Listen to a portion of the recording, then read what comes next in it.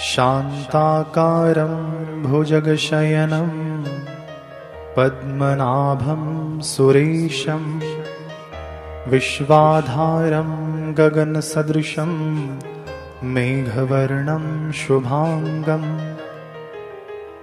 लक्ष्मीकान्तं कमलनयनं योगिभिर्ध्यानगम्यं वन्दे विष्णुं भवभयहरं सर्वलोकैकनाथम्।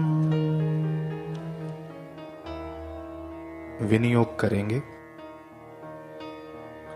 ओम अस्य श्री विष्णुर्दिव्य सहस्रनाम्ना रुद्रशाप विमोचन मंत्रस्य महादेव ऋषिः अनुष्टुप् छन्दः श्रीरुद्रानुग्रह शक्तिर्देवता सुरेशः शरणं शरमेति बीजम् अनन्तो हुतभुग्भोक्तेति शक्तिः सुरेश्वरः एति कीलकम् रुद्रशाप विमोचने विनियोगः। अथ श्री विष्णु सहस्रनाम स्तोत्रम्। यस्य स्मरणमात्रेण जन्म संसार बन्धनात् विमुच्यते नमस्तस्मै विष्णवे प्रभविष्णवे। नमः समस्तभूतानां आदिभूताय भूभृते अनेकरूपरूपाय विष्णवे प्रभविष्णवे। वैशम्पायन उवाच श्रुत्वा धर्मानशेषेण पावनानि च सर्वशः युधिष्ठिरः शान्तनवं पुनरेवाभ्यभाषत। युधिष्ठिर उवाच किमेकं दैवतं लोके किं वापेकं परायणं स्तुवन्तः कं कमर्चन्तः प्राप्नुयुर्मानवः शुभम्। को धर्मः सर्वधर्माणां भवतः परमो मतः किं जपन्मुच्यते जन्तुर्जन्म संसारबन्धनात्। भीष्म उवाच जगत्प्रभुं देवदेवम् अनन्तं पुरुषोत्तमं स्तुवन्नाम सहस्रेण पुरुषः सततोत्थितः तमेव चार्चयन् नित्यं भक्त्या पुरुषमव्ययम् ध्यायन् स्तुवन् नमस्यंश्च यजमानस्तमेव च। अनादिनिधनं विष्णुं सर्वलोकमहेश्वरं लोकाध्यक्षं स्तुवन् नित्यं सर्वदुःखातिगो भवेत्। ब्रह्मण्यं सर्वधर्मज्ञं लोकानां कीर्तिवर्धनं लोकनाथं महद्भूतं सर्वभूतभवोद्भवम्। एष मे सर्वधर्माणां धर्मोऽधिकतमो मतः यद्भक्त्या पुण्डरीकाक्षं स्तवैरर्चिन्नरः सदा। परमं यो महत्तेजः परमं यो महत्तपः परमं यो महद्ब्रह्म परमं यः परायणम्। पवित्राणां पवित्रं यो मङ्गलानां च मङ्गलम् दैवतं देवतानां च भूतानां यो व्ययः पिता। यतः सर्वाणि भूतानि भवन्त्यादियुगागमे यस्मिंश्च प्रलयं यान्ति पुनरेव युगक्षये। तस्य लोकप्रधानस्य जगन्नाथस्य भूपते विष्णुर्नाम सहस्रं मे शृणु पापभयापहम्। यानि नामानि गौणानि विख्यातानि महात्मनः ऋषिभिः परिगीतानि तानि वक्ष्यामि भूतये। ॐ विश्वं विष्णुर्वषट्कारो भूतभव्य भवत्प्रभुः भूतकृद् भूतभृद्भावो भूतात्मा भूतभावनः पूतात्मा परमात्मा च मुक्तानां परमागतिः अव्ययः पुरुषः साक्षी क्षेत्रज्ञोऽक्षर एव च योगो योगविदां नेता प्रधानपुरुषेश्वरः नारसिंहवपुः श्रीमान् केशवः पुरुषोत्तमः सर्वः शर्वः शिवः स्थाणुर्भूतादिर्निधिरव्ययः सम्भवो भावनो भर्ता प्रभवः प्रभुरीश्वरः स्वयंभुः शम्भुरादित्यः पुष्कराक्षो महास्वनः अनादिनिधनो धाता विधाता धातुरुत्तमः अप्रमेयो ऋषिकेशः पद्मनाभो मरप्रभुः विश्वकर्मा मनुस्त्वष्टा स्थविष्ठः स्थविरो ध्रुवः अग्राह्यः शाश्वतः कृष्णो लोहिताक्षः प्रतर्दनः प्रभूतस्त्रीककुब्धाम पवित्रं मङ्गलं परम् ईशानः प्राणदः प्राणो ज्येष्ठः श्रेष्ठः प्रजापतिः हिरण्यगर्भो भूगर्भो माधवो मधुसूदनः ईश्वरो विक्रमी धन्वी मेधावी विक्रमः क्रमः अनुत्तमो दुराधर्षः कृतज्ञः कृतिरात्मवान् सुरेशः शरणं शर्म विश्वरेतः प्रजाभवः अह संवत्सरो व्यालः प्रत्ययः सर्वदर्शनः अजः सर्वेश्वरः सिद्धः सिद्धिः सर्वादिरच्युतः वृषा कपिरमेयात्मा सर्वयोगविनिःसृतः वसुर्वसुमनः सत्यः समात्मा सम्मितः समः अमोघः पुण्डरीकाक्षो वृषकर्मा वृषाकृतिः रुद्रो बहुशिरा बभ्रुर्विश्वयोनिः शुचिश्रवः अमृतः शाश्वतः स्थाणुर्वरारोहो महातपः सर्वगः सर्वविद्भानुर्विश्वक्सेनो जनार्दनः वेदो वेदविदव्यङ्गो वेदाङ्गो वेदवित्कविः लोकाध्यक्षः सुराध्यक्षो धर्माध्यक्षः कृताकृतः चतुरात्मा चतुर्व्यूहश्चतुर्द्रष्टश्चतुर्भुजः भ्राजिष्णुर्भोजनं भोक्ता सहिष्णुर्जगदादिजः अनघो विजयो जेता विश्वयोनिः पुनर्वसुः उपेन्द्रो वामनः प्रांशुरमोघः शुचिरुर्जितः अतीन्द्रः सङ्ग्रहः सर्गो धृतात्मा नियमो यमः वैद्यो वैद्यः सदा योगी वीरः माधवो मधुः अतीन्द्रियो महामायो महोत्साहो महाबलः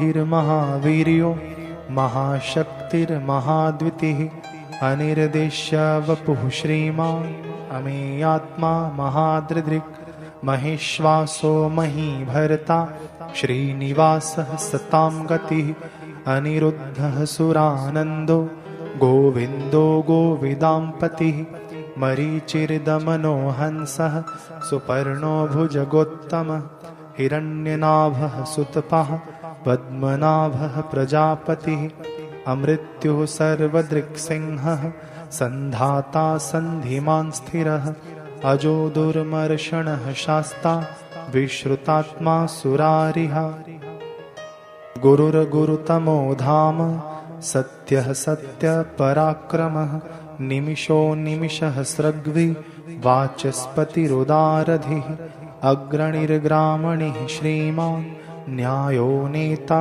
समीरणः सहस्रमूर्धा विश्वात्मा सहस्राक्षः सहस्रपात् आवर्तनो निवृत्तात्मा संवृतः संप्रमर्दनः अह संवर्तको वह्निः अनीलो धरणीधरः सुप्रसादः प्रसन्नात्मा विश्वधृग्विश्वभुग्विभुः सत्कर्ता सत्कृतः साधुर्जह्नुर्नारायणो नरः असंख्येयो प्रमेयात्मा विशिष्टः शिष्टकृच्छुचिः सिद्धार्थः सिद्धसंकल्पः सिद्धिदः सिद्धसाधनः वृषाही वृषभो विष्णुर्वृषपर्वा वृषोदरः वर्धनो वर्धमानश्च विविक्तः श्रुतिसागरः सुभुजो दुर्धरो वाग्मी महेन्द्रो वसुदो वसुः नैकरूपो बृहद्रूपः शिपिविष्टः प्रकाशनः ओजस्तेजो द्वितीधरः प्रकाशात्मा प्रतापनः ऋद्धः स्पष्टाक्षरो मन्त्रश्चन्द्रार्षुर्भास्करद्वितिः अमृतांशुद्भवो भानुः शशबिन्दुः सुरेश्वरः औषधं जगतः सेतुः सत्यधर्मपराक्रमः भूतभव्यभवन्नाथः पवनः पावनो नलः कामः कामकृत्कान्तः कामः कामप्रदः प्रभुः युगादिकृद्युगावर्तो नैकमायो महाशनः अदृश्यो व्यक्तरूपश्च सहस्रजिदनन्तजित् इष्टो विशिष्टः शिष्टेष्टः शिखण्डी नहुषो वृषः क्रोधः क्रोधकृत्कर्ता विश्वबाहुर्महीधरः अच्युतः प्रथितः प्राणः प्राणदो वासवानुजः अपां निधिरधिष्ठानम् अप्रमत्तः प्रतिष्ठितः स्कन्दः स्कन्दधरो धुर्यो वरदो वायुवाहनः वासुदेवो बृहद्भानुर् आदिदेवः पुरन्दरः अशोकस्तारणस्तारः शूरः शौरिर्जनेश्वरः अनुकूलः शतावर्तः पद्मी पद्मिनिभेक्षणः पद्मनाभोरविन्दाक्षः पद्मगर्भः शरीरभृत् महर्धिरिद्धो वृद्धात्मा महाक्षो गरुडध्वजः अतुलः शरभो भीमः समयज्ञो हविर्हरिः सर्वलक्षणलक्षण्यो लक्ष्मीवान् समितिञ्जयः विक्षरो रोहितो मार्गो हेतुर्दामोदरः सः महीधरो महाभागो वेगवान् मिताशनः उद्भवः क्षोभणो देवः श्रीगर्भः परमेश्वरः करणं कारणं कर्ता विकर्ता गहनो गुहः व्यवसायो व्यवस्थानः संस्थानः स्थानदोद्ध्रुवः पररधिः परमस्पष्टस्तुष्टः पुष्टः सुभीक्षणः रामो विरामविरजो मार्गो नेयो नयोनयः वीरः शक्तिमतां श्रेष्ठो धर्मो धर्मविदुत्तमः वैकुण्ठः पुरुषः प्राणः प्राणदः प्रणवः पृथुः हिरण्यगर्भः शत्रुघ्नो व्याप्तो वायुरधोक्षजः ऋतुः सुदर्शनः कालः परमेष्ठी परिग्रह उग्रः संवत्सरो दक्षो विश्रामो विश्वदक्षिणः विस्तारः स्थावरस्थाणुः प्रमाणं बीजमव्ययम् अर्थोऽनर्थो महाकोशो महाभोगो महाधनः अनिर्विण्णः स्थविष्ठो भूर्धर्मयूपो महामखः नक्षत्रनेमिर्नक्षत्री क्षमः क्षामः समीहनः यज्ञैज्यो महेजश्च क्रतुः सत्रं सतां गतिः सर्वदर्शी विमुक्तात्मा सर्वज्ञो ज्ञानमुत्तमम् सुव्रतः सुमुखः सूक्ष्मः सुघोषः सुखदः सुहृत् मनोहरो जितक्रोधो वीरबाहुर्विदारणः स्वापनः स्ववशो व्यापी नैकात्मानैककर्मकृत् वत्सरो वत्सलो वत्सी रत्नगर्भो धनीश्वरः धर्मकुद्धर्मकुद्धर्मी सदसक्तक्षरमक्षरम् अविज्ञाता सहस्रांशुर्विधाता कृतलक्षणः गभस्तिनेमिः सत्त्वस्थः सिंहो भूतमहेश्वरः आदिदेवो महादेवो देवेशो देवभृद्गुरुः उत्तरो गोपतिर्गोप्ता ज्ञानगम्यः पुरातनः शरीरभूतभृद्भोक्ता कपीन्द्रो भूरि दक्षिणः सोमपोऽमृतपः सोमः पुरुजित्पुरुषत्तमः विनयो जयः सत्यसन्धो दाशार्हः सात्वतां पतिः जीवो विनयिता साक्षी मुकुन्दो मितविक्रमः अम्भोनिधिरनन्तात्मा महोदधिशयोऽन्तकः अजो महार्हः स्वाभाव्यो जितामित्रः प्रमोदनः आनन्दो नन्दनो नन्दः सत्यधर्मा त्रिविक्रमः महर्षिः कपिलाचार्यः कृतज्ञो मेदिनीपतिः त्रिपदस्त्रीदशाध्यक्षो महाशृङ्गः कृतान्तकृत् महावराहो गोविन्दः सुषेणः कनकाङ्गदी गुह्यो गभीरो गहनो गुप्तश्चक्रगदाधरः वेदः स्वाङ्गोजितः कृष्णो दृढः सङ्कर्षणोच्युतः वरुणो वारुणो वृक्षः पुष्कराक्षो महामनः भगवान् भगहानन्दी वनमाली हलायुधः आदित्यो ज्योतिरादित्यः सहिष्णुर्गतिसत्तमः सुधन्वाखण्डपरशुर्दारुणो द्रविणप्रदः दिवः स्पृक्सर्वदृग्व्यासो वाचस्पतिरयोनिजः त्रिसामासामगः साम निर्वाणं भेषजं भिषक् सन्न्यासकृच्छमः शान्तो निष्ठा शान्तिः परायणम् शुभाङ्गः शान्तिदः स्रष्टा कुमुदः कुवलेशयः गुहितो गुप्तिर्गुप्ता वृषभाक्षो वृषप्रियः अनिवर्ती निवृत्तात्मा संक्षेप्ताक्षेमकृच्छिवः श्रीवत्सवक्षः श्रीवासः श्रीपतिः श्रीमतांवरः श्रीधः श्रीशः श्रीनिवासः श्रीनिधिः श्रीविभावनः श्रीधः श्रीकरः श्रेयः श्रीमाल्लोकत्रयाश्रयः स्वक्षः स्वङ्गः शतानन्दो नन्दिर्ज्योतिर्गणेश्वरः विजितात्मा विधेयात्मा सत्कीर्तिश्छिन्नसंशयः उदीर्णः सर्वतक्चक्षुरनीशः शाश्वतस्थिरः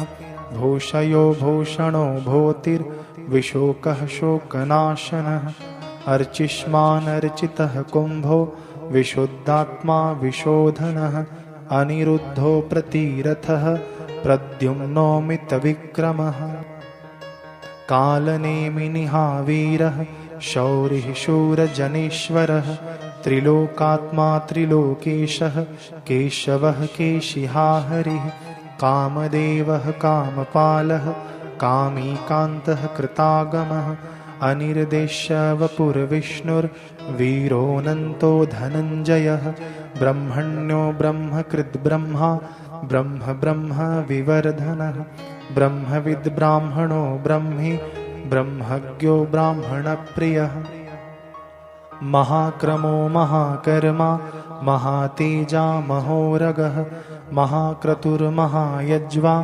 महायज्ञो महाहविः स्तव्यः स्तवप्रियः स्तोत्रं स्तुतिः स्तोत्तारणप्रियः पूर्णः पूरयिता पुण्यः पुण्यकीर्तिरनामयः मनोजवस्तीर्थकरो वसुरेता वसुप्रदः वसुप्रदो वासुदेवो वसुर्वसुमनाहविः सद्गतिः सत्कृतिः सत्ता सद्भूतिः सत्परायणः शूरसेनो यदुश्रेष्ठः सन्निवासः सुयामुनः भूतावासो वासुदेवः सर्वासुनिलयो नलः दर्पहा दर्पदो दृप्तो दुर्धरोऽथा पराजितः विश्वमूर्तिर्महामूर्तिर्दीप्तमूर्तिरमूर्तिमान् अनेकमूर्तिरव्यक्तः शतमूर्तिः शताननः एकोनैकः सवः कः किं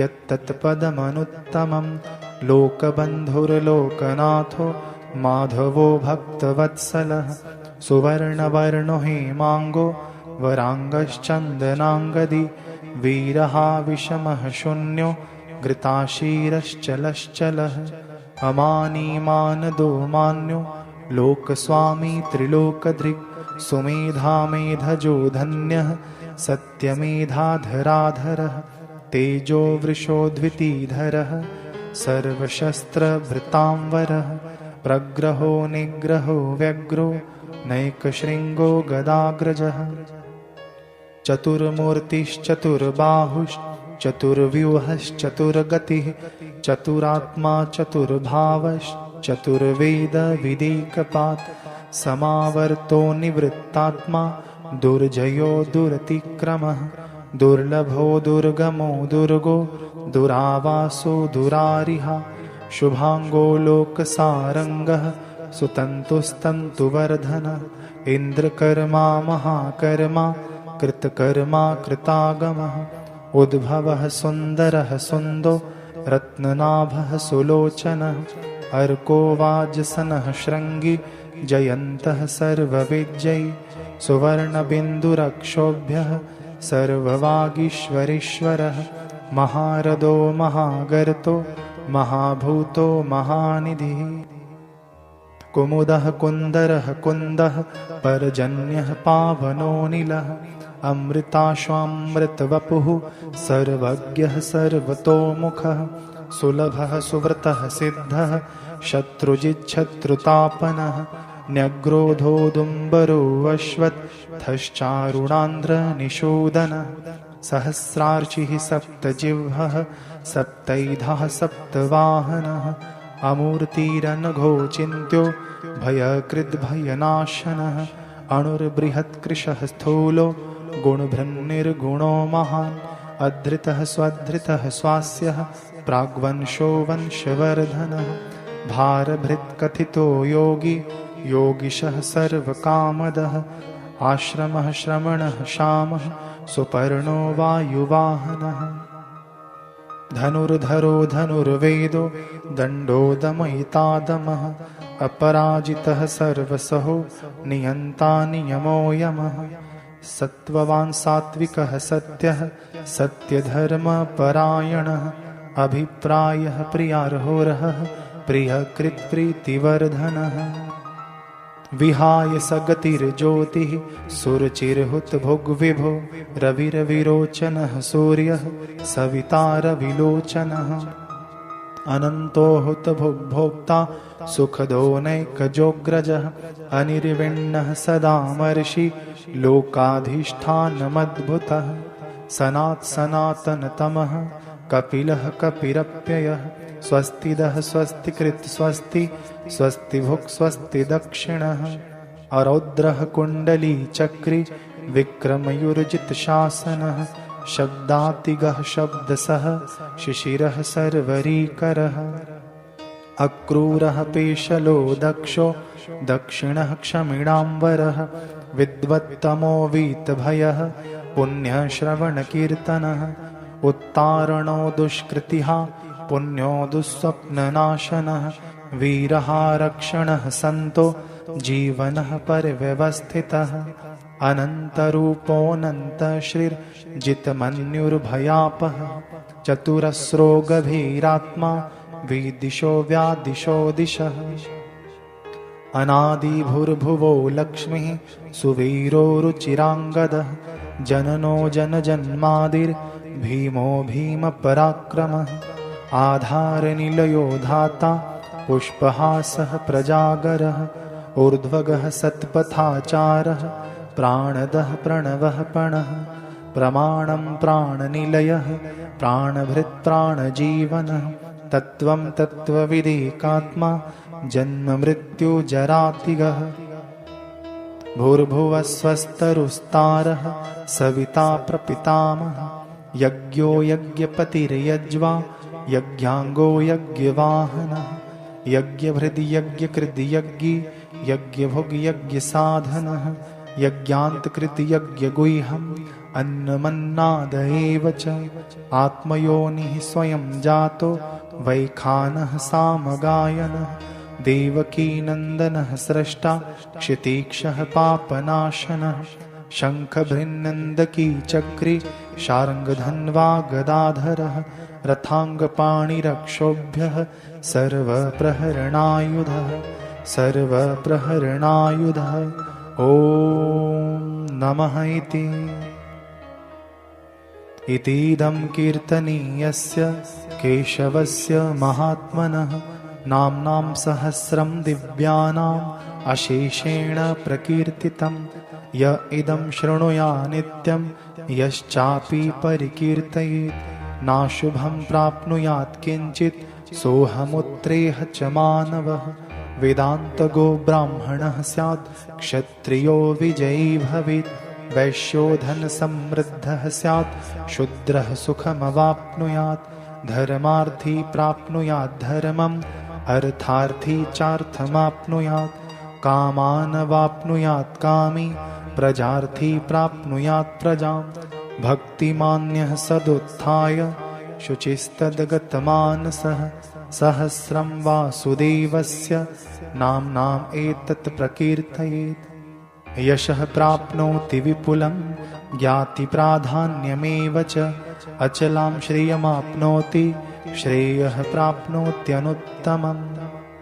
न भयं क्वचिदाप्नोति वीर्यं तेजश्च विन्दति भवत्यरोगो धृतिमान् बलरूपगुणान्वितः। रोगार्तो मुच्यते रोगात् बद्धो मुच्येत बन्धनात् भयान्मुच्येत भीतस्तु मुच्यतापन्न आपदः। दुर्गाण्यतितरत्याशु पुरुषः पुरुषोत्तमं स्तुवन्नाम सहस्रेण नित्यं भक्तिसमन्वितः। वासुदेवाश्रयो मर्त्यो वासुदेवपरायणः सर्वपापविशुद्धात्मा याति ब्रह्म सनातनम्। न वासुदेवभक्तानाम् अशुभं विद्यते क्वचित् जन्म मृत्यु जरा व्याधि भयं नैवोपजायते। इमं स्तवमधीयानः श्रद्धा भक्तिसमन्वितः युज्यतात्मसुख शान्ति श्रीधृति स्मृतिकीर्तिभिः। न क्रोधो न च मात्सर्यं न लोभो नाशुभा मतिः भवन्ति कृतपुण्यानां भक्तानां पुरुषोत्तमे। द्योहस चन्द्रार्कनक्षत्रा खं दिशो भूर्महोदधिः वासुदेवस्य वीर्येण विधृतानि महात्मनः। ससुरासुरगन्धर्वं स यक्षोरगराक्षसं जगद्वशे वर्ततेदं कृष्णस्य सचराचरम्। इन्द्रियाणि मनोबुद्धिः सत्त्वं तेजो बलं धृतिः वासुदेवात्मकान्याहुः क्षेत्रं क्षेत्रज्ञ एव च। सर्वागमनमाचारः प्रथमं परिकल्पते आचारप्रभवो धर्मो धर्मस्य प्रभुरच्युतः। ऋषः पितरो देवा महाभूतानि धातवः जङ्गमाजङ्गमं चेदं जगन्नारायणोद्भवम्। योगो ज्ञानं तथा साङ्ख्यं विद्या शिल्पादिकर्म च वेदाः शास्त्राणि विज्ञानम् एतत् सर्वं जनार्दनात्। एको विष्णुर्महद्भूतं पृथग्भूतान्यनेकशः त्रिलोकान् व्याप्य भूतात्मा भुङ्क्ते विश्वभोगव्ययः। इमं स्तवं भगवतो विष्णुर्व्यासेन कीर्तितं पठेद्यैच्छेत् पुरुषः श्रेयः प्राप्तुं सुखानि च। विश्वेश्वरमजं देवं जगतः प्रभवाप्ययं भजन्ति ये पुष्कराक्षं न ते यान्ति पराभवम्। ॐ नमो नारायणाय। ॐ नमो नारायणाय।